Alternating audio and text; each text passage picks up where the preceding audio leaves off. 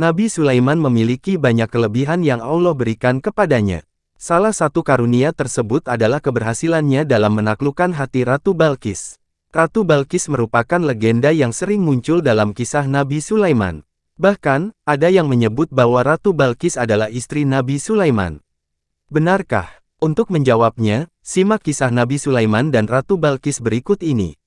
Burung Hudhud, perantara kisah Nabi Sulaiman dan Ratu Balqis. Pertemuan antara Nabi Sulaiman dan Ratu Balqis diperantarai oleh burung Hudhud.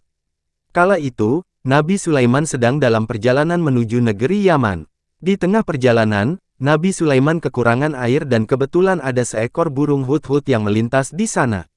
Nabi Sulaiman kemudian memanggil burung tersebut kemudian memerintahkannya untuk membantu mencarikan air. Burung Hudhud itu tak juga kembali sehingga membuat Nabi Sulaiman menunggu lama.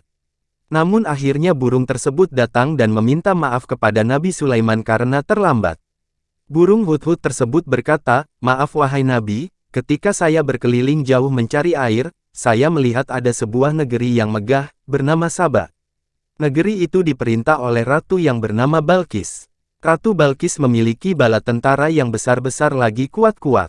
Sayangnya, ratu itu beserta rakyatnya menyembah matahari."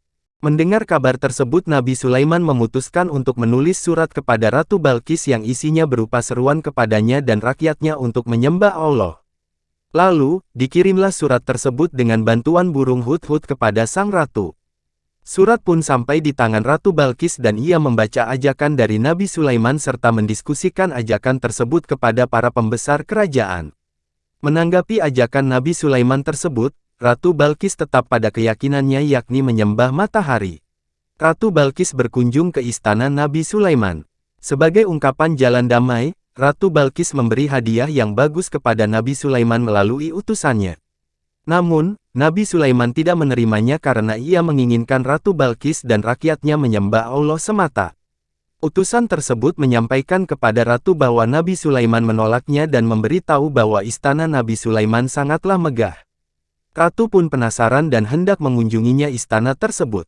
Ratu Balqis beriman kepada Allah dan diperistri Nabi Sulaiman. Setibanya di istana Nabi Sulaiman, Ratu Balqis tercengang karena istana tersebut jauh lebih megah dari istana yang ia miliki. Ia pun dibuat lebih tercengang saat tahu bahwa singgasananya sudah ada di dalam istana Nabi Sulaiman.